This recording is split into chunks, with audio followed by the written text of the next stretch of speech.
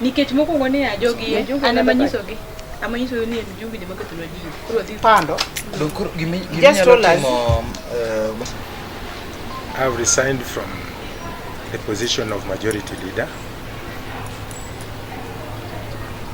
so that I give others a chance to take it to the next height. I want to be grateful to the members that gave me a unanimous chance to represent them for a period closer to 1 year.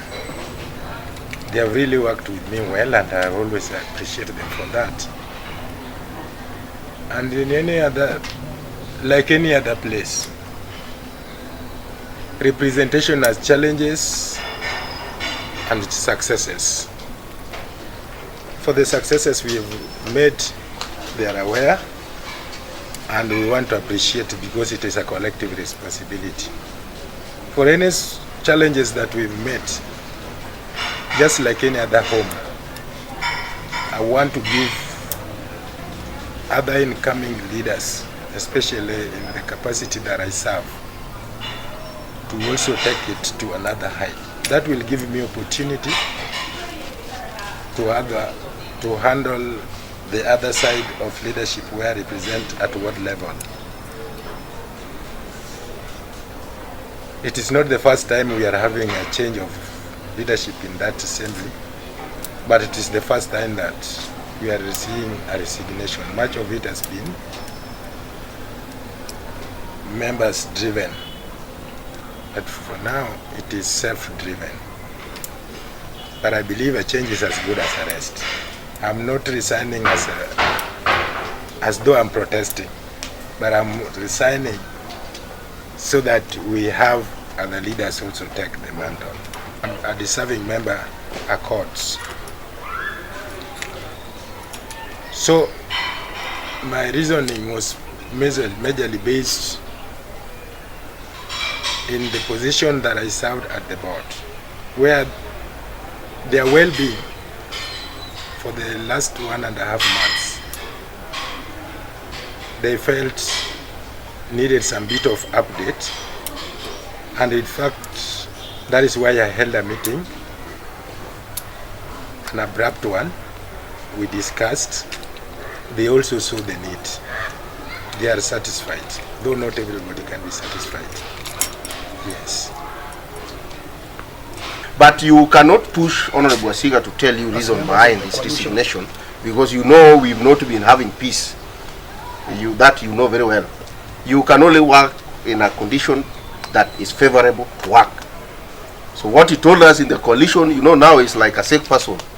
So we can talk to for him. He told us in our coalition that, you know, he's sitting in the board is not being called. We also need demand information from him. He cannot get those information from the board. There are a lot of very many things. Sometimes he's threatened. Those are the things that he told us in a coalition meeting. So we were just here to give him a brotherhood and a sisterhood. You know, we had to accompany him when he was coming to do this, and tell you that it was very difficult working in such conditions. It needs very tough people. You know, that's why sometimes we ask that if you feel what you are doing is your conscience is telling you that there is something wrong, you can voluntarily leave. So his conscience has told him that. You know, we've been having issues. The other time, you know what happened to me. The other time, you heard what happened to the chair budget when he was talking about other things that are pertaining this county, that are pertaining this assembly. Honorable Obado was also called names. So for him, he said he's bowing to that pressure. So we have a lot of issues to an up as county assembly of Gori to ensure that things are done in the right way. His resignation has told us and has told you that there is something that is not right. So that thing that is not right, we must address as members of the county assembly. We are not victimizing anybody. How would he work if he knows very well that what is happening is not? That is the statesmanship. That is a man, a total man. He's saying there's something wrong here. So that is what has happened. One, the working environment has not been good for him. Two, you know very well what he has said about the dictatorial method of leadership. There's no consultation. Members also are behind him. And he's one of the very performing members even in his ward. We want to put it very clear that the governor does not do oversight. It is us. So let us not bring the issue of the governor even in this. It's totally out of this, and his name should not be mentioned here.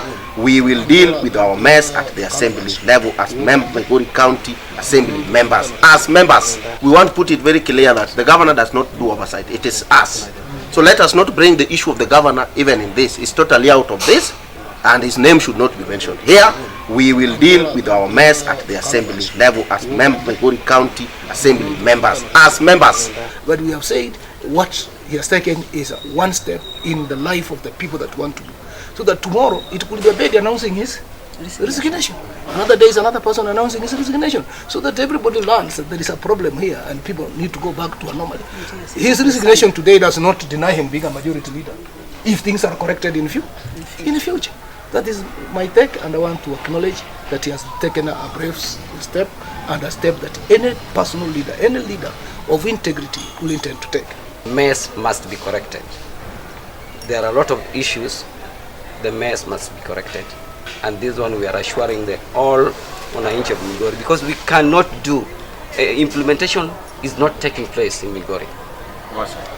Oversight role is not taking place. If you try to oversight, other things are following you. So this is a real man, and they are rare. They are very rare people to be found in Africa. So with that, I think sanity will be in our house. From there, we'll also do investigation and do thorough oversight over what he stated when he was now leaving the chair. Thank you so much. Tangu achaguliwe, sisi tumeshindwa wana Migori kwamba sisi ndio tulichagua mwizi au sisi ndio tulikuwa wabaya. Kwa sababu kama yeye ni mwizi, mambo yameingia mahakama. Mahakama yachunguze, yapewe upeo mpaka ifikie hadi ya mwisho. Lakini mambo ambayo imetuleta hapa sana ni mambo ya kusikia kwamba uvumi unatokea kwamba MCS wanatishwa. Na wanatishwa na nani? Na MCS ni watoto wetu.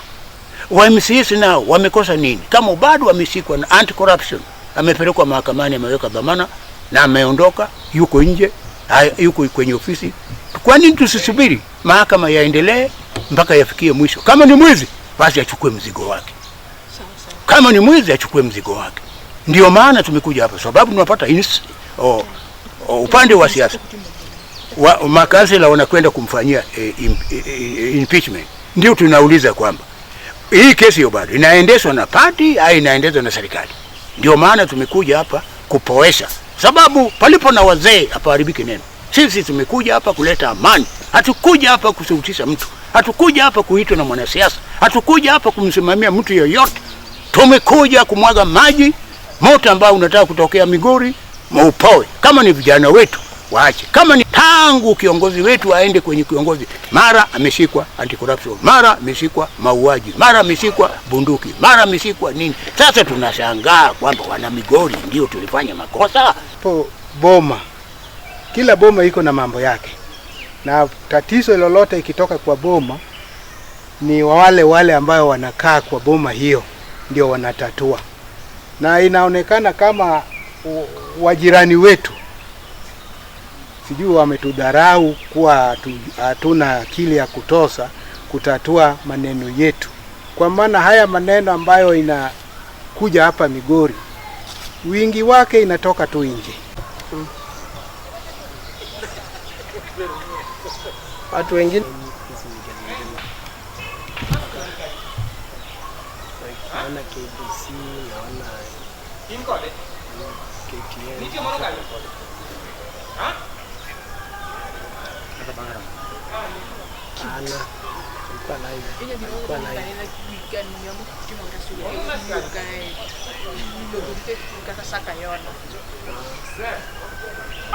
naona wale wanaweza wapea tu.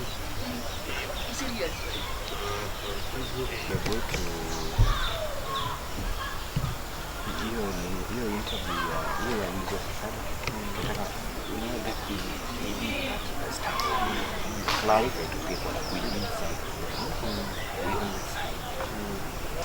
You know, in law, and even the way the county assembly and even national assembly operates, is that the constitution of Kenya has given the county assembly same powers as that of the high court, such that we are not able to proceed to prosecute matters that are before court. Or the court is also not supposed to prosecute matters that are still ongoing in the county assembly or the national assembly, either side. So for me, I don't think it is proper that that motion is brought now for us to determine the fate of the governor. What if today we say, oh, governor, go home because you are suspected to have committed this, and tomorrow the court says the contrary, that you are found not guilty, and the guy has already lost his job? Okay, so that is why I'm still insisting that we need more time. And most of our colleagues, I am telling you this one for free, most of our colleagues, that is their feeling, that is their thinking. Not many people will come out loud and open like this and say that me, because I speak my mind, yeah, that is the position as we speak. There is no even a single intention that has been brought to it. Everything that we are discussing here about is rumors. Remember, the house is a house of records. We deal with documents. And so far, the speaker has not received that communication. So far, I know the governor has not received that intent to remove him from office. Okay? So we cannot even say there is tension. Which tension? There is no motion. And remember, once the motion comes to the house, right, what will follow is the governor to be communicated that thing. Then later, the speaker will constitute a committee that will look into that, before which now the governor will appear and raise or respond to issues. Then that, if that is qualified, it will now get signatures that are not less than 42, which is now 75% or 2/3 of the house membership. So that is when now we'll be discussing about the motion. That is when now you can be comfortably talk about whether there is tension or no tension. Migori County is a cosmopolitan county, and we need peace. I need you, you need me. So we need each other for coexistence. So there's no way that we can say, and actually, let me be open enough and say, we are only 14 Koreans MCS out of 57. On the rural side, there are 43. So that small number, can it be enough to vote or to make it, the DG, who is a Korean, to be a governor? Suppose the rural MCS say that, okay, let us vote against the motion. Are we going to succeed? And suppose they say, let us vote pro the motion.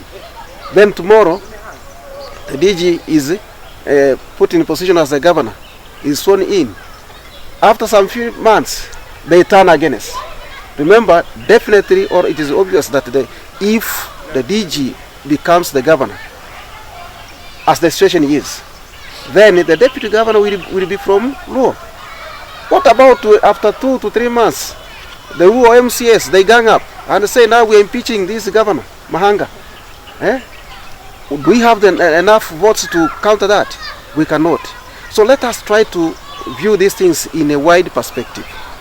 Let us not try to see as if this is the only chance that we are given by God. It is not the chance given by God. It is the Migorian to decide. Even in 2022, who knows? They might say, okay, now this time round we have been having the position of a governor for 2 consecutive terms. Let us now give the Koreans the position of a governor. If I refuse by that time, then I should be held accountable.